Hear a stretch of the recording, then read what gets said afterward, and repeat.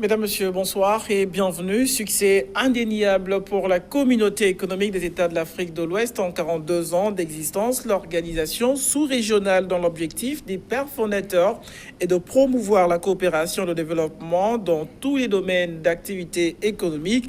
Avance à pas de géant, mais de nombreux défis restent à relever. Pour en parler sur ce plateau, nous recevons Nouhou Mohamed Arzika. Vous êtes économiste, acteur de la société civile. Vous êtes également président du mouvement pour la promotion de la citoyenneté responsable au Niger. Bonsoir et bienvenue. Bonsoir. Alors, monsieur Arzika, l'organisation aujourd'hui, la CEDEAO, dont on dit tous les biens et qui d'ailleurs suscite aujourd'hui beaucoup d'intérêt. On a vu aujourd'hui le Maroc traverser le Sahara pour donc intégrer cette organisation. Que dire de tout ce que la CEDEAO peut susciter aujourd'hui en termes donc d'adhésion des autres pays, même ceux qui ne font pas partie de cet espace géographique? Je vous remercie. Avant toute chose, permettez-moi de vous remercier pour cette heureuse initiative que vous avez eue de nous inviter pour parler de cette institution régionale africaine. Et la CEDEAO, vous le savez, comme vous l'avez rappelé, la CEDEAO, ça fait effectivement 42 ans qu'elle existe. Mais pendant les premières années, il y avait eu beaucoup de difficultés. Les choses n'avaient pas beaucoup avancé comme il était souhaité par les pères fondateurs.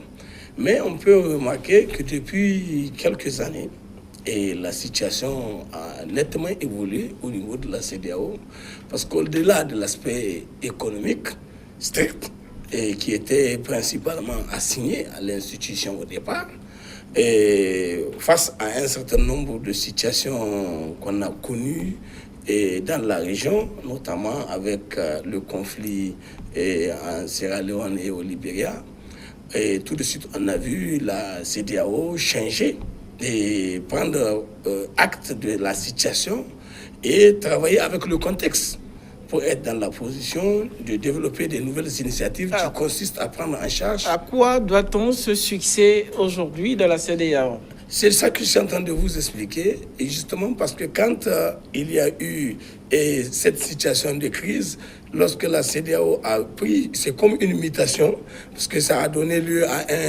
une révision légère, fondamentale, j'allais dire, du traité à partir de 1993, et cela a permis d'avoir la possibilité d'avoir une CEDEAO qui va au-delà de l'aspect strictement économique, social et culturel, mais qui prend en charge l'aspect politique. Dès lors que la dimension politique de la question de la gestion de la CEDEAO a été prise en compte, et cela a commencé à permettre aux gens de sentir que la CEDEAO existe. Parce qu'avec la création, vous le savez, de l'ECOMOG pour intervenir au Libéria et en Sierra Leone, et donc ça fait un bruit que personne ne connaissait avant.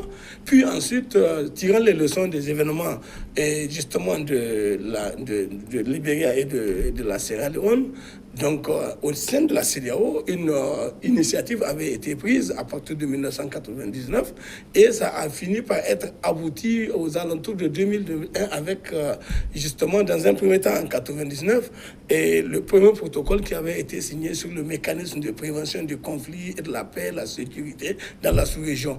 Donc, à partir de ce mécanisme-là qui avait été pensé pour pouvoir donner une base juridique légale à l'action qui avait été menée au niveau de cette institution-là. Donc, de nouvelles idées sont apparues et les gens ont estimé qu'il fallait aller au-delà.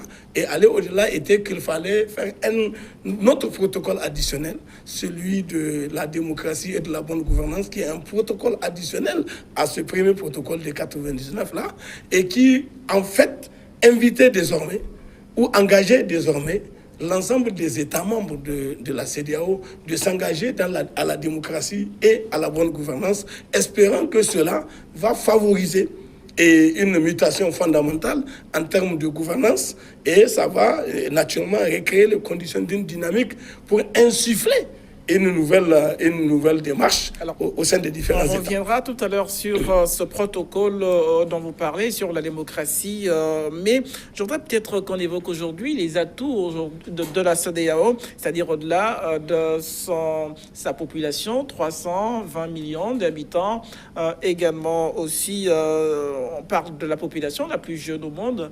Quels sont les atouts de la CEDEAO aujourd'hui? Non, vous êtes en train de le dire, effectivement, on voit de la population qu'on était pratiquement à un moment donné moins de 150 millions d'habitants.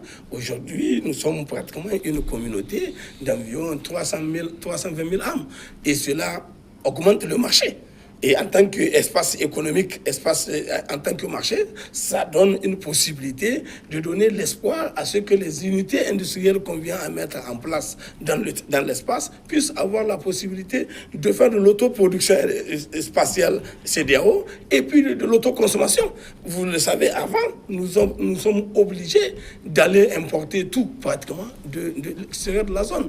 Donc ça veut dire qu'en important, nous devenons un espace de consommation et par conséquent, ça veut dire que on s'enrichit moins parce que nous sommes une société de consommation et on enrichit les autres. Mais maintenant, aujourd'hui, nous avons vu et depuis quelques années, quand même des initiatives importantes ont pu être engagées dans le domaine avec la nouvelle politique économique qui a été élaborée sur le plan agricole, parce que vous savez, l'agriculture est un des piliers fondamentaux en termes comment on dit, de soutien à notre espace économique. Il y a aussi, les ressources minières et pétrolières et uranifères, toujours dans notre espace, qui constituent des richesses que nous avons et qu'il faut travailler maintenant avec tout ce qui avait été pensé au niveau de cette institution, axe par axe,